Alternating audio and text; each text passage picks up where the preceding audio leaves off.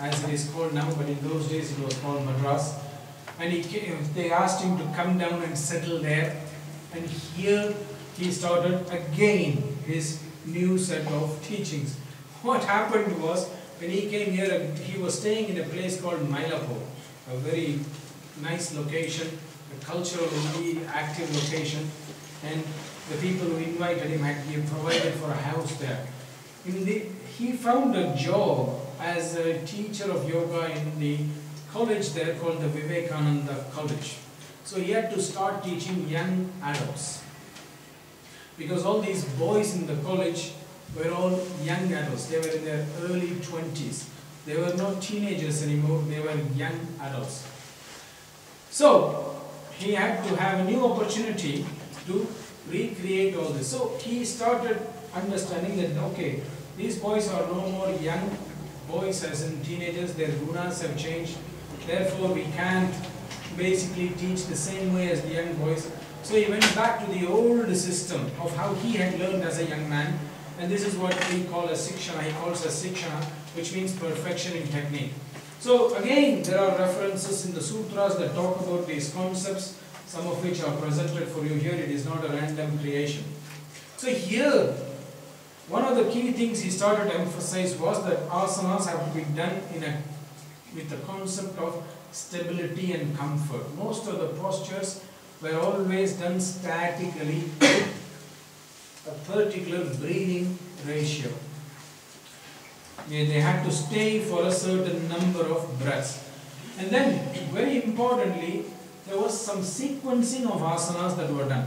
First, it was usually standing postures, then it was lying postures, then came inverted postures, then came lying on your belly, then came some back bends, then came seated asana. So there was a particular sequence followed. This also has various reasons. Again, these are all, each of these topics could be talked about for a few days.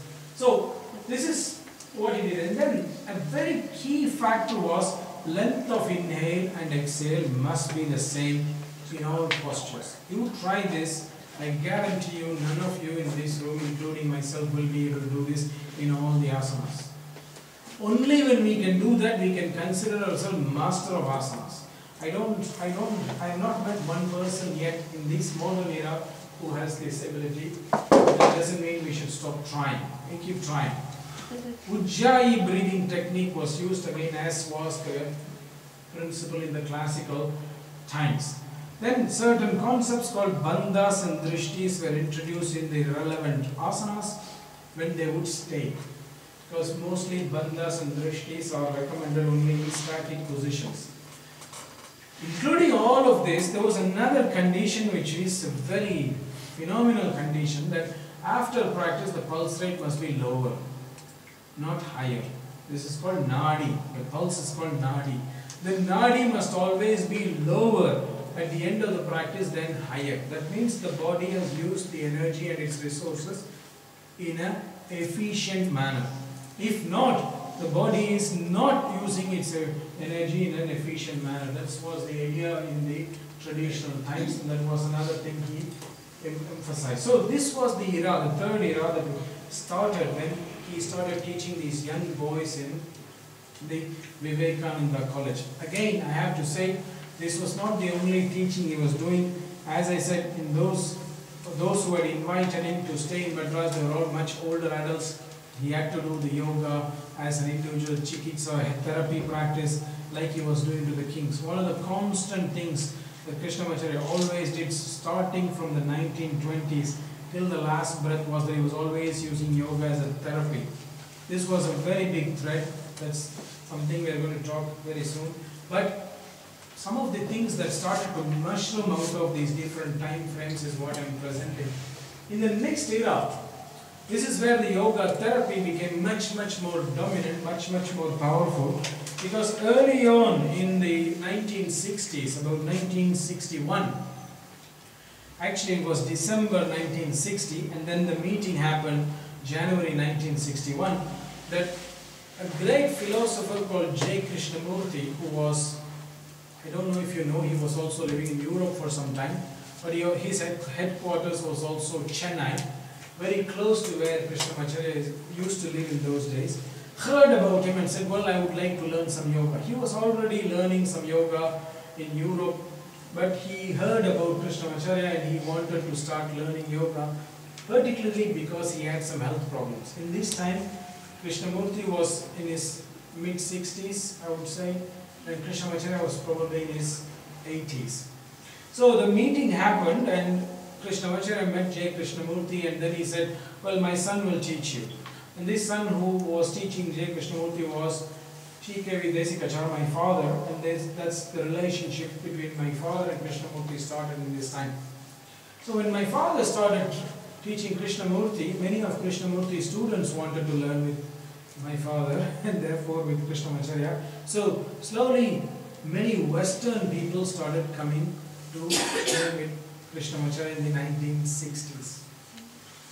Especially after 1966, when Desikachar went to Europe and stayed with Krishnamurti for 3 months to teach him there in the summer period, spring-summer time. So this was an era that started where many Western people started coming to Krishnamacharya, plus the society was changing in India and people were becoming more, let us say, focused on becoming a better businessman, etc. So their bodies' needs were changing, the body's abilities were different, and especially when Western people are coming who are not used to sitting on the floor, who are not used to many of the traditional Indian toilet system, for example, things like that, the body's flexibility was different. So this era became the era where he started teaching how it was relevant or appropriate to people, something which he has always been doing from the 1920s in the domain of yoga as a therapy. So this is where again he went back to the Yoga Sutras for these references, and again that's where he started to use what is called modification of asanas based on individual needs and abilities. Now if you look at this gentleman here, he's a very big gentleman and he used to be a money lender. So you can imagine where all the money is. And he came for some health problems. And Krishnamacharya was teaching him based on his abilities. But I tell you, do not laugh, because body's structure has nothing to do with body's ability. Body structure has nothing to do with body's ability. We published a book some years ago called The Yoga of Yoga, where we had the same gentleman doing Sarvangasana. In modern times, we will always think that somebody who is so big cannot actually be in an inverted position. There are pictures of this man, the same man, doing shoulder stand, doing headstand, all these postures. This body structure has nothing to do with its ability, as long as you can train it in a careful way. So here is an example where he started to adapt asanas and pranayama to suit individual needs. Then he started to bring the idea of doing certain dynamic movements before doing the static, because static positions were becoming too difficult for people, plus people were becoming more sedentary in their lifestyle. This was for adults that I mean.